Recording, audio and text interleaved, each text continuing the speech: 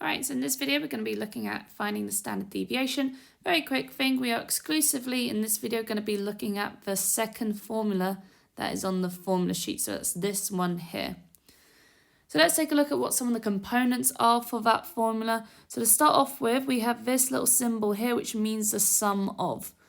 So what that's basically telling us is to add all the things together. And then our x is always going to represent the list of our numbers. And then we are told that n is our sample size.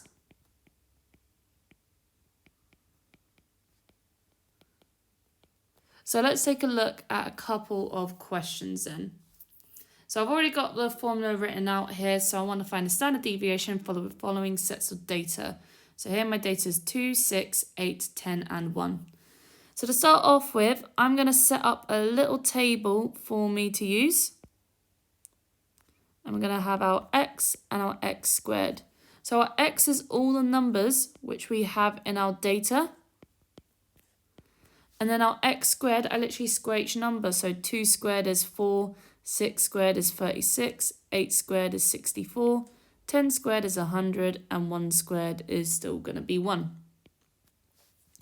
Then from there, I can now find out what the sum of x is going to be.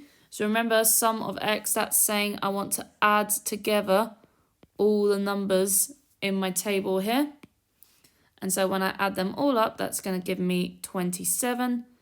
And then the sum of x squared, same idea. I want to add up all the numbers in this column of the table. And when I do that, that comes out to 205.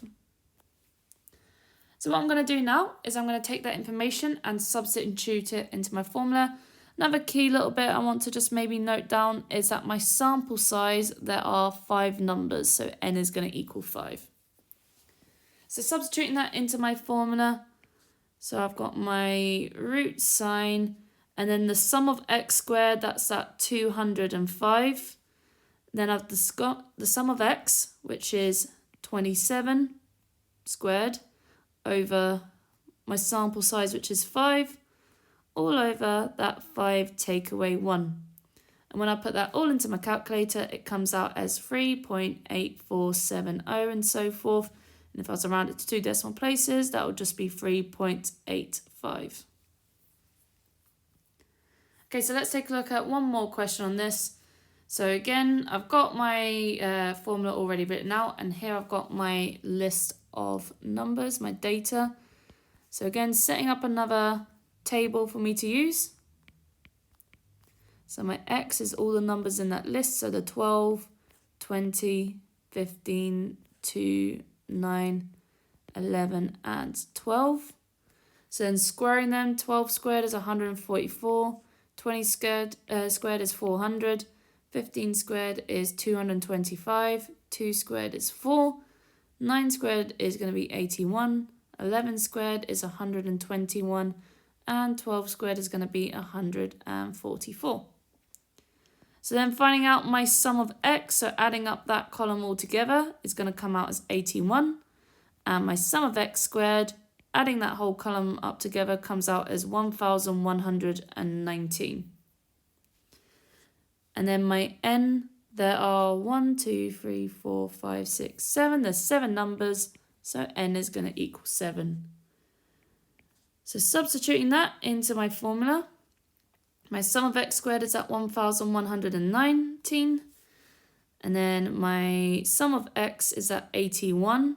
So I do 81 squared all over my sample size, which is at 7. And that all goes over 7 take away 1. And I put that whole thing into my calculator, and it comes out as 5.5032 and so forth. And rounded to 2 decimal places, that would just be 5.50. So that's our standard deviation. It is a bit of a weird formula initially, but the key thing is just to remember setting up this table in order to help find your sum of x and the sum of x squared. Let me know if you have any questions, and good luck with the work.